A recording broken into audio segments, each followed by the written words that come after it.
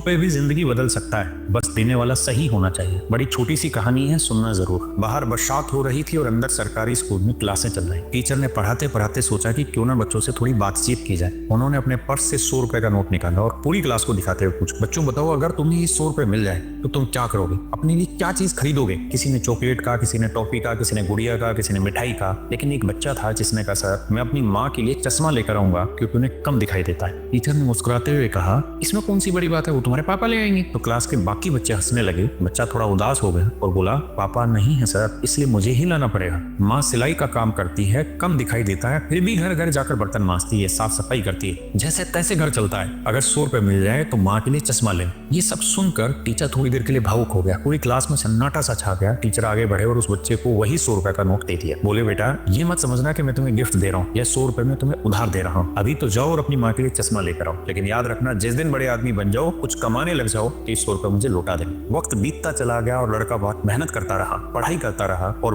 20 साल बाद फिर से वही इतिहास दोहराया गया। सीन वही था, बाहर बरसात थी, अंदर वही सरकारी स्कूल में क्लास चल रही थी। जो टीचर थे वो बुजुर्ग हो चुका था, शांति से बच्चों को पढ़ा रहा था, लेकिन अचानक स्कूल के बाहर एक सरकारी गाड़ी आकर रुकी। कलेक्टर साहब निकले। सब लोग सतर्क हो गए। सभी टीचर हैरान थे कि आज कलेक्टर साहब किसकी क्लास लगाने वाले हैं। कलेक्टर पूछते हैं एक टीचर का नाम और सीधा उसी क्लास में चले जाते हैं जहां वो बुजुर्ग टीचर पढ़ा रहे होते हैं। परमिशन लेकर क्लास में जाते हैं, टीचर के चरणों में झुककर प्रणाम करते हैं और कहते हैं, सर आपने मुझे पहचाना नहीं, मैं वही छात्र हूँ जो 20 साल पहले अपनी माँ के लिए चश्मा खरीदना चाहता था और आपने ₹100 उधार दिए थे। आज सबसे पहले वो ₹100 लौटाने आया हूँ और आपका सम्मान करना चाहता हूँ क्योंकि आपने मुझे जीने की ललक सिखाई और यह समझाया कि सही दिशा में दौड़ो तो कुछ हासिल किया जा सकता है। मेरे बच्चों, कहानी बहुत छोटी है पर सीख बहुत गहरी है। अगर आप अपने हालात बदलना चाहते हैं तो मजबूरियों को कोसना बंद कीजिए, वक्त को बदलना शुरू कीजिए, क्योंकि इंसान के अंदर इतनी ताकत होती है कि वो चाहे तो देवताओं से भी